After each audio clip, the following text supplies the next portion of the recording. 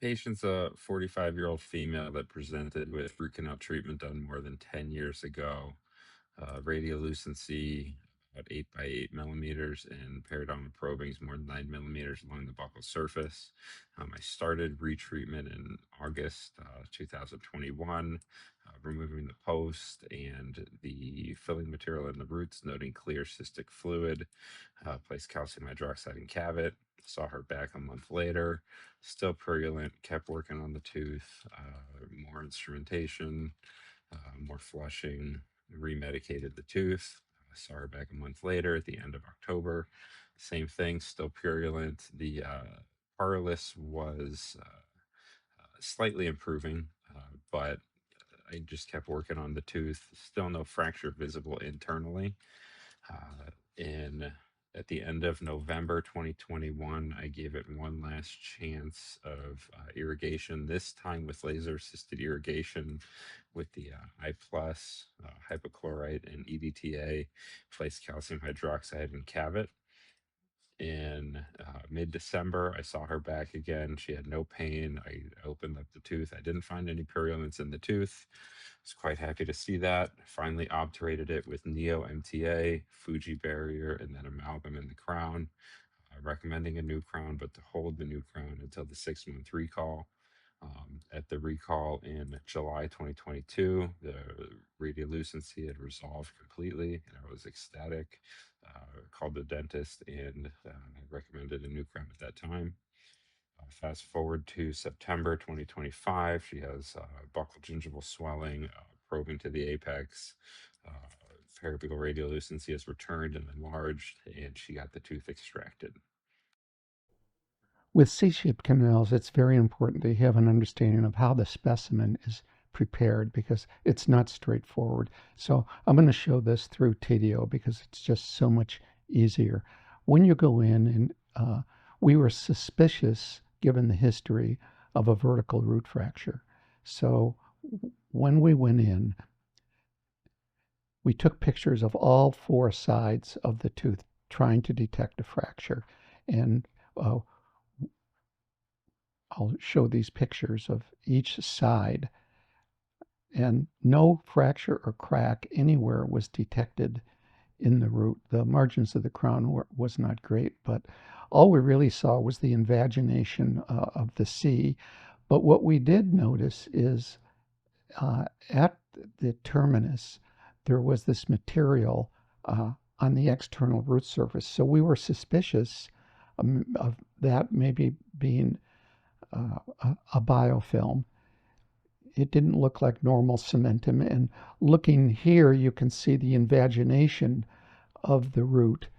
And then looking at the business end of the root, you have this material on the end of the root. So we thought it would be worthwhile really to take a very good look at that. It looked like some kind of biofilm.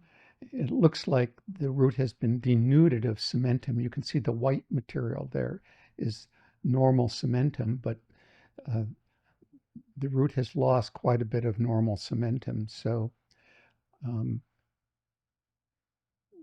we thought we'd take close-up pictures of this, and it's hard to tell whether that's calcium hydroxide or MTA or a biofilm. So we're going to look very closely uh, at the terminus end of it. And we were hoping maybe to look at some of that material right at the terminus. These are high magnification views of what that material looked like. When we dehydrated it, um, most of that material shrunk away. So uh, our plan here was to section off the terminal end and look at the external root surface, not the internal part of the canal, at the very terminal 1/4. So that's how we sectioned it. And then we took other axial sections through the root, and we're going to section those so we get more sagittal views of the two canal spaces. It's hard to do in a C-shaped root, so you have to kind of think about how you're going to look at this. So on the right is there the terminus, and then um, We did several sections axially and then decided to split those axial sections into two parts so we could kind of look at one half of the sea on one and then the other half of the sea. So it's important you understand what you're looking at and how it was sectioned. Um, so I know this explanation isn't the clearest in the world. So I basically did longitudinal sections trying to get sagittal sections. So, and the plan was to remove with a sharp instrument a lot of the filling material so we could actually look at the naked canal wall. So I did two sections, split the sea into two different parts where you're able to look at them. So here you can see what the split route looked like. So you have the axial section and then the sagittal slice. I went in with a sharp instrument and removed that MTA filling material.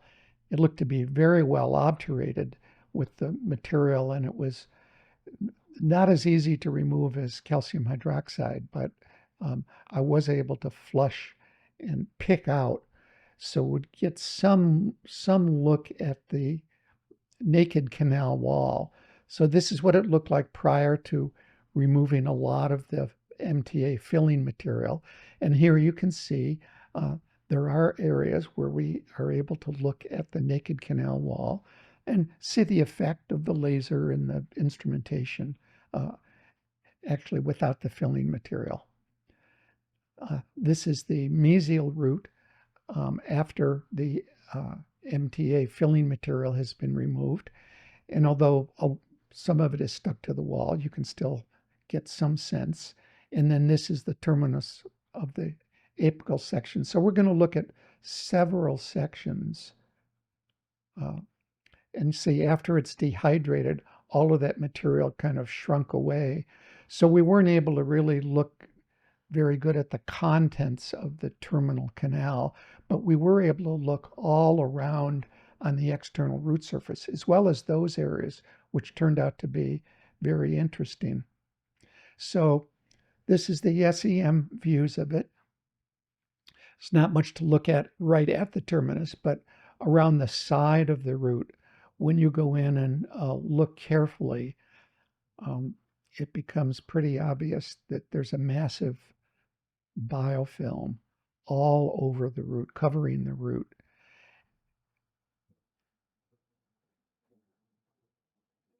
And here you can see the suggestion of the biofilm completely embedded in EPS. So it's just all EPS against some of the demineralized cementum. And then you can also see what is probably calcium hydroxide or MTA filling material. But a lot of bacterial morphotypes present, most of which is embedded in EPS. So there you can see that's the cementum line. That's normal cementum right there. So the root has been denuded of normal cementum and a lot of little resorptive areas. And when you go into those areas, they're just covered with a biofilm, a bacterial biofilm.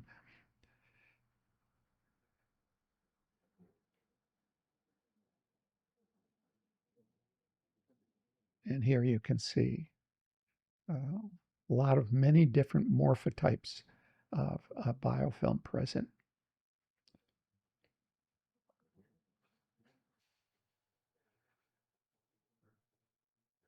Okay, when we look at area 3,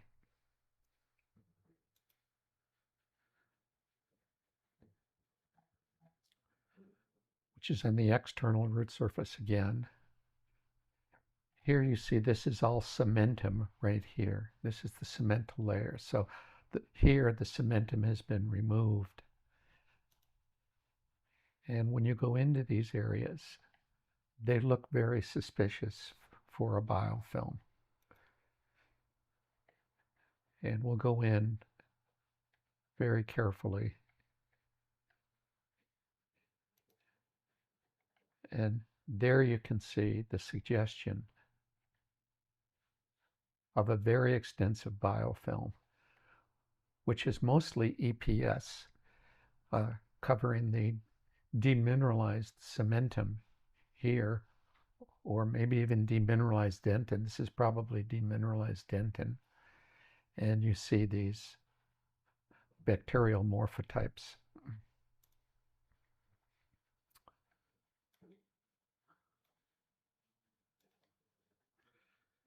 So going to the other areas,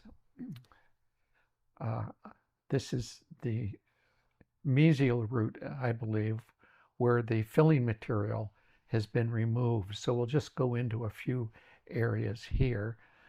This is after I've removed the MTA filling material with just a sharp instrument.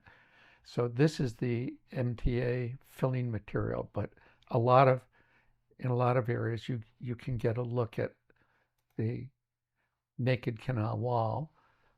So this is that area. And initially it looks very, very clean. And remember, this has had multiple calcium hydroxide and a laser, and I assume EDTA as well. And you can see some open dentinal tubules. But actually, when you go into the area, you start to see the bacterial morphotypes that are actually embedded into the partially demineralized dentin. So you see a lot of bacterial morphotypes. Now, whether these are alive or dead or sleeping, it's impossible to tell, but they're definitely present.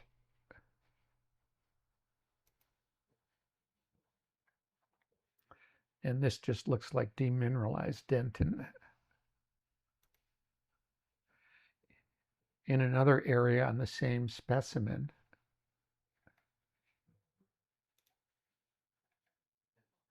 again, initially it looks very clean.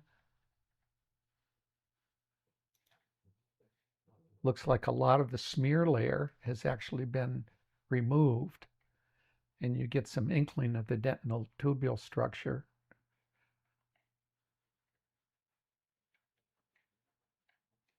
But then when you go in and look carefully, you can see bacterial morphotypes all over in the partially demineralized dentin.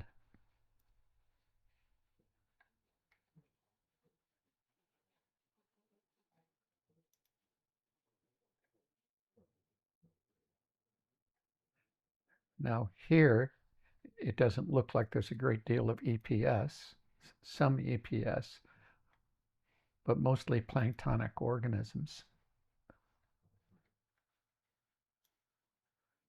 But unmistakable bacterial morphotypes. And the last area on the mesial root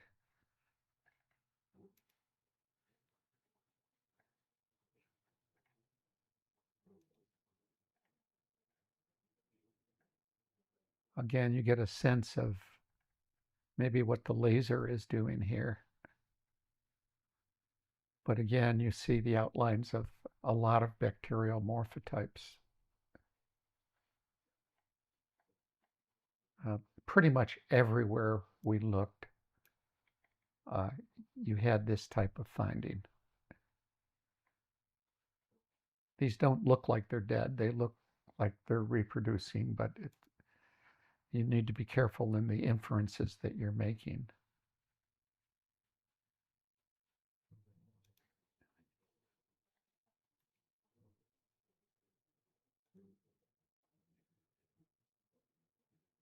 So if you come up to area 7,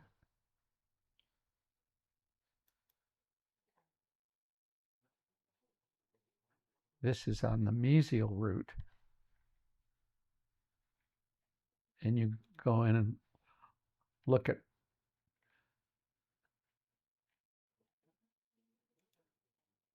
the wall.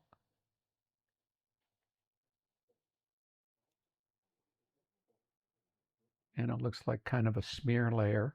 But when you look very carefully, impregnated into that demineralized smear area are bacterial morphotypes.